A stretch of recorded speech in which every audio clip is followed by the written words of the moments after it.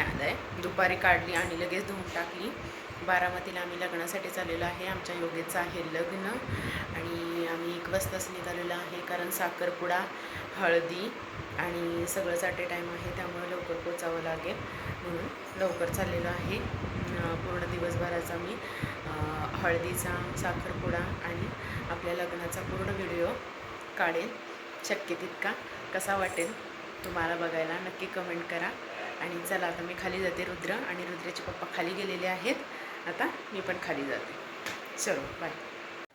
सगळ्यांचं आवरून झालेलं होतं आणि खाली आलेलो आहे. हा आहे नवरदेव आमचा योगेश आणि भूमीची मम्मी. आणि हा आम्ही सगळेजण खाली आलो. अर्धे पुढे गेलेले होते आणि हळूहळू मागून पण येत होते सगळे. आणि ही ट्रॅव्हल्स काय आतमध्ये आमच्या सोसायटीच्या खाली आली नाही, त्यामुळे आम्हाला रिक्षा स्टँडपर्यंत सगळ्यांना चालत यावं लागलं. आणि इकडं रिक्षा स्टँडला ही ट्रॅव्हल्स लावलेली होती आणि मग आम्ही तिथपर्यंत सगळे बॅगा घेऊन चालत आलो. आणि मग अजून मागून येतच होते थोडे थोडे आणि अर्धे बसमध्ये बसलेले होते. हे बघा सगळ्यांचं चाललेलं, इकडे बॅगा ठेवायचं, तिकडे बॅगा ठेवायची गडबड सगळ्यांची चाललेली होती.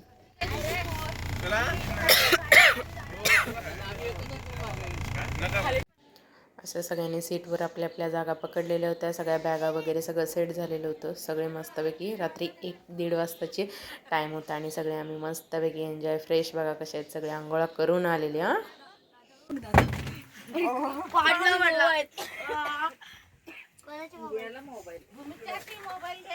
त्यांना आलं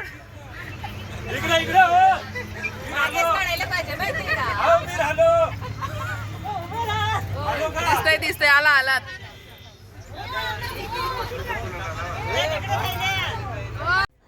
जस्ट आमचा प्रवास चालू झाला आणि रुद्र लगेच झोपून पण गेला होता बघा.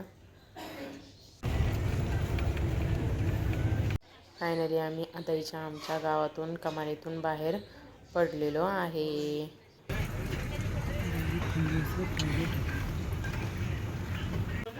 या आहेत योगेशच्या आई, काय म्हणतात ते, वरमाई.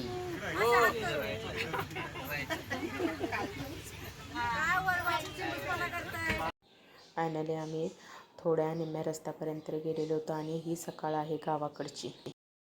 आणि लग्नाच्या स्थळी आम्ही सगळेजण पोचलेलो होतो. किती मोठा परिसर आहे बघा, सगळे इकडे तिकडे पांगलेले होते. ही आमची इकडे ट्रॅव्हल्स लावलेली होती, अर्धे जण इकडं अर्धे जण तिकडं. खूप कंटाळा आलेला होता. आपण खाली उतरल्यानंतर इतका परिसर छान बघून इतकं मस्त वाटलं ना. खूप मोठा परिसर होता, झाडं वगैरे होती, खूप छान मजा आली.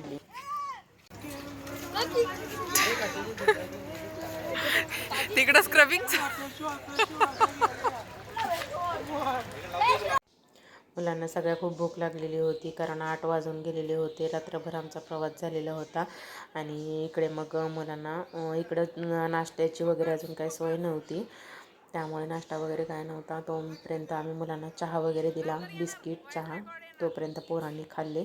मस्त एन्जॉय करत आम्ही खाल्लं. मग स्टॉप होईल.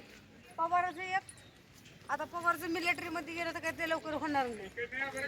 आता आपला नवरदेव एकच राहिलाय, 2-3 वर्ष अजून परवीन राहिलाय. त्याचं होऊ शकतं. नाही 2-3 वर्ष होत नाही. इकडे आम्ही चिंचांची झाडं बघून एवढं मस्त वाटत होतं ना, खूप चिंचा पाडल्या. मी तरी वरती चढले तिथं आणि ती फांदी धरून हलवून हलवून हलवून चिंचा पाडल्या. मजा आली आम्हाला.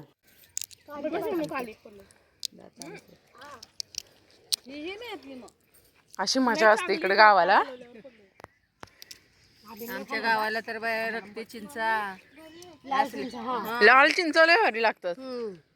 असल्या चिंचा नुसते गच भरलेत झाडे. कुठे आहे मंदिर? इकडून आहे का?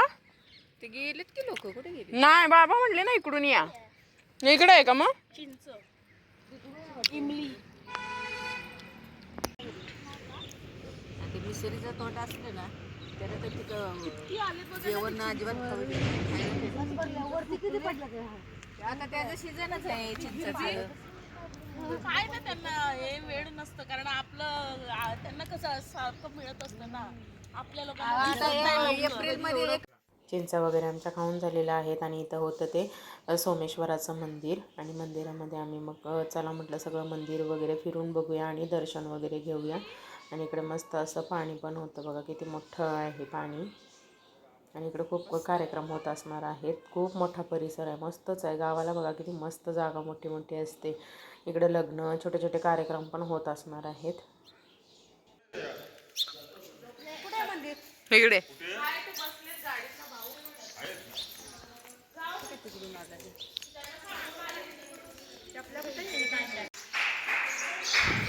रविवार होता आणि संकष्टी होती. सकाळ सकाळ आमचं मस्त असं देवाचं दर्शन झालेलं होतं.